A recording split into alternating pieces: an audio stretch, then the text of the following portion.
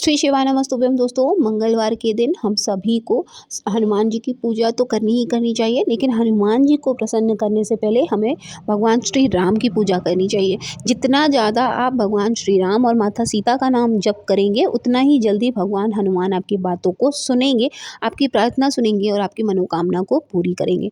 हम सब जानते हैं कि हनुमान जी ने सिंदूर किस लिए लगाया था।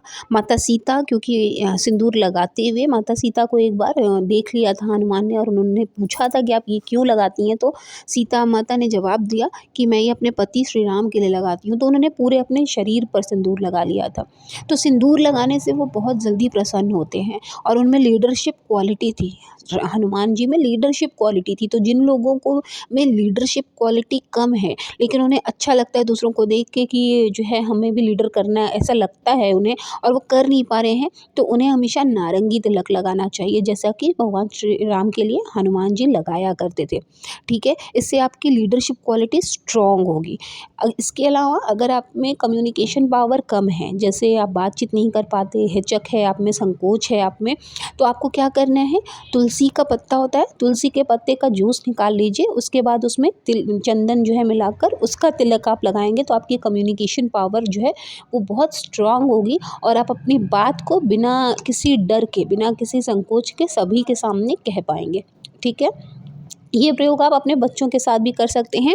जब उन्हें किसी डिबेट में जाना होता है या स्टेज परफॉर्मेंस देनी है, तो आप उन्हें इस तरह का टीका ज़रूर लगाइएगा। इसके अलावा जो लोग इमोशनली इम्बैलेंस्ड होते हैं, इमोशनली इम्बैलेंस का मतलब हुआ, बात बात पर कभी कभी ऐसा होता है, कोई कोई ऐसा होता है जो जिनको क्रोध आता है और अपनी बात नहीं बोल पाते हैं, वो अंदर अंदर गुस्सा दबाते हैं, और जब वो किसी के सामने बात रखते हैं तो उन्हें रोना आ जाता है, वो रोते रोते अपनी बात कहते हैं। तो ऐसे लोगों को कौन सा टीका लगाना चाहिए?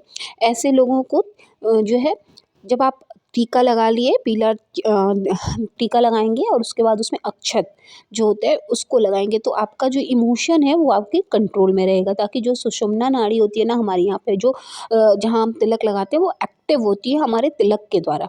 ठीक है, और अलग अलग उस किस्म का प्रभाव होता है। इसी के साथ जिन लोगों को जो है गुस्सा आता है, क्रोध आता है बहुत ज़्यादा, और उनका पास्ट की बातें ज़्यादा सोच सोच कर उन्हें क्रोध आता है, तो उन्हें लाल टीका लगाना चाहिए। इससे उनका मंगल जो है, मंगल ग्रह होता है, वो काफ़ी मजबूत होता है और उन्हें क्रोध नहीं आता है। इसके अलावा जो लोग लेज़ी हैं, जिनमें आलस भर जाता है, वो काम को टालते हैं, उन्हें केसर का तिलक लगाना चाहिए।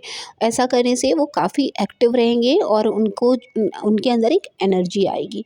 इसी के साथ ये हम सभी के घर में टॉर्टाइज़ होता है, जो कछुआ होती है, हम सब अपने घर में रखते हैं और हम सब इसकी पूजा करते हैं। पर इसका क्या मतलब है? हम सब जानते हैं कि विष्णु भगवान का ये अवतार है, पर हम इसकी पूजा क्यों करें, ये जानना बहुत ज़रूरी है।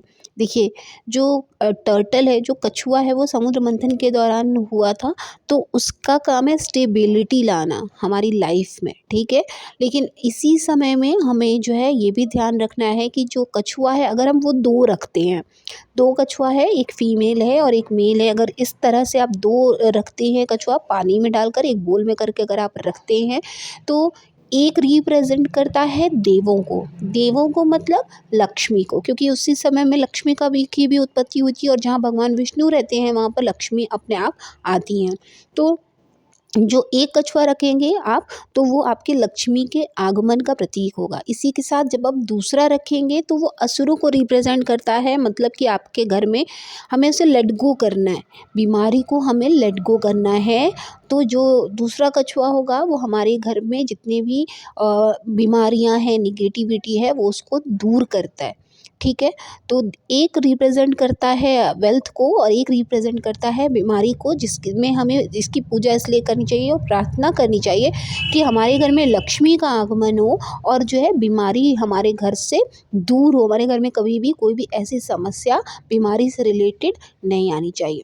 इसके अलावा हमें अपने घर में एक बरक़्क़त के लिए गुल्लक बनाकर ज़रूर रखना चाहिए। उसपे आप स्वास्तिक बनाइए या उसका टीका करिए, रोज़ उसकी भी पूजा करिए, क्योंकि आप सभी ने देखा होगा कि माता लक्ष्मी के एक साइड में आपने देखा होगा कलश हमेशा भर के रखा होता है।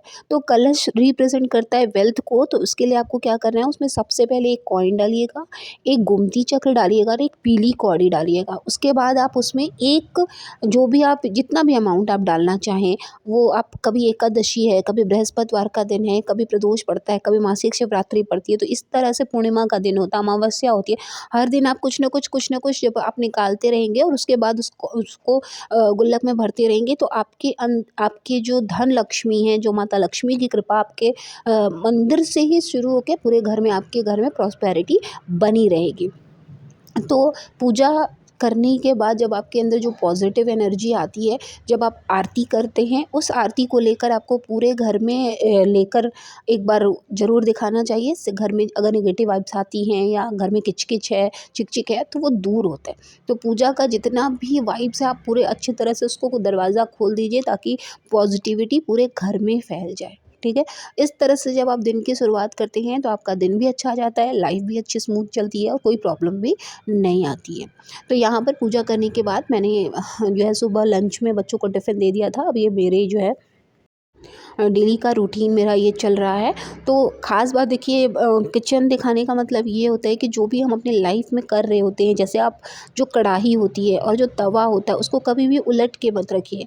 हमेशा नीट एंड क्लीन रखिए और उसको कभी भी आप इवन दो आप ड्रॉअर में भी रख रहे हैं, तो उसको सीधा करके रखिए, ताकि जो है वो बिल्कुल कहीं भी से भी गंदा ना हो और यूज़ होता रहे। कभी भी इतना सारा बर्तन मत रखिए अपने घर में जो यूज़ नहीं हो रहा है और ऐसे ही पड़ा हुआ है। तो इस बात का ध्यान रखते हुए जब हम काम करते हैं, तो हमारे घर से माता अन्नपूर्णा का भी वास रहता है, साथ ही साथ माता लक्ष्मी की भी कृपा हमारे घर में बनी रहती है। तो इन सब चीज़ों का, छोटी-छोटी चीज़ों का ध्यान रखिए और आई होप कि आपके लिए वीडियो बहुत यूज़फुल रही होगी। वीडियो अगर अच्छी लगे तो प्लीज़ चैनल को सब्सक्राइब कीजिएगा, साथ ही वीडियो को लाइक और शेयर करना ना भूलें, ताकि हम आपके लिए इसी तरह की वीडियोज़ लेकर आते रहें। मिलते हैं नेक्स्ट वीडियो में, तब तक के लिए आप सभी के ऊपर महादेव की कृपा बनी रहे, साथ ही साथ माता लक्ष्मी आप सभी पर अपनी कृपा बनाए।